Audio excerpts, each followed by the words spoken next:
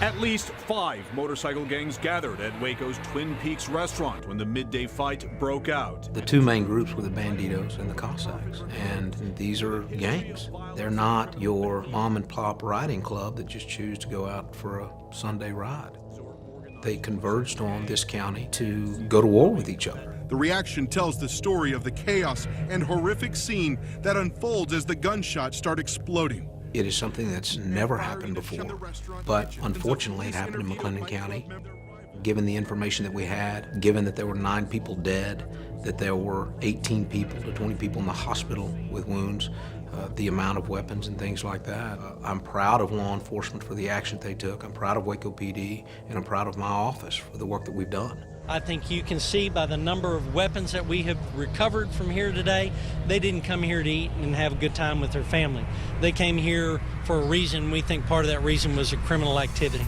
It's tough to get out there and combat those that want to take advantage of the citizens of our county. But many of the bikers and their attorneys say investigators and prosecutors overreacted by carrying out mass arrests. If you fight and you stand strong, you're going to make yourself a target. It's my position, ladies and gentlemen, that our district attorney here, that his actions in this Twin Peaks matter have placed justice in jeopardy in McLennan County. My opponent has never prosecuted a single criminal case and made his living as a personal injury trial lawyer suing doctors in Dallas. So, ladies and gentlemen, it was handled horribly. Barry Johnson is the hand-picked candidate of these biker gangs and their lawyers. There is a chance, a real chance, that Abel Reyna can be knocked out in the primaries.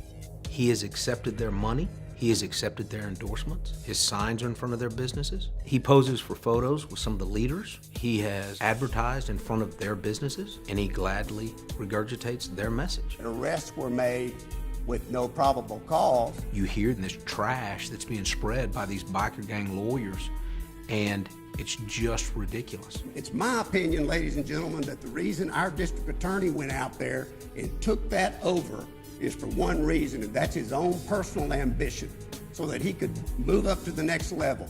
My opponent just lost his last election in Dallas by a landslide, and now he's moved here less than 8 months ago to run for DA.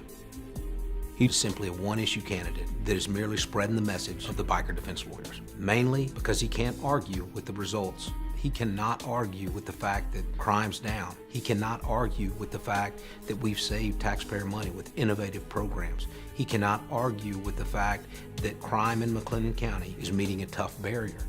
It's been totally mishandled because of Mr. Reyna's ambition.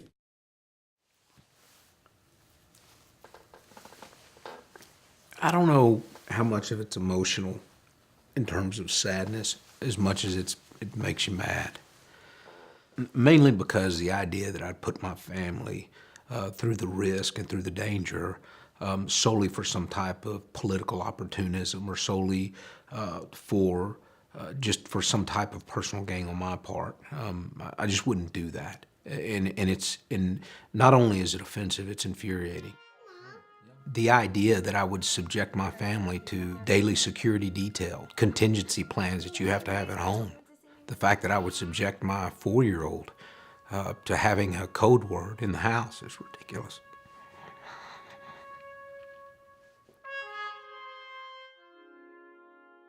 It means something different when I tell my wife, y'all be careful. It's different when you have to show her maneuvers to make sure she's not being followed. But I made a commitment. I made a commitment to myself. More importantly, I made a commitment to the voters of McLennan County and the citizens of McLennan County. And I'm gonna stand firm and fight. It's that simple. Sometimes doing the right thing is extremely difficult. I'm not gonna stop doing what's right.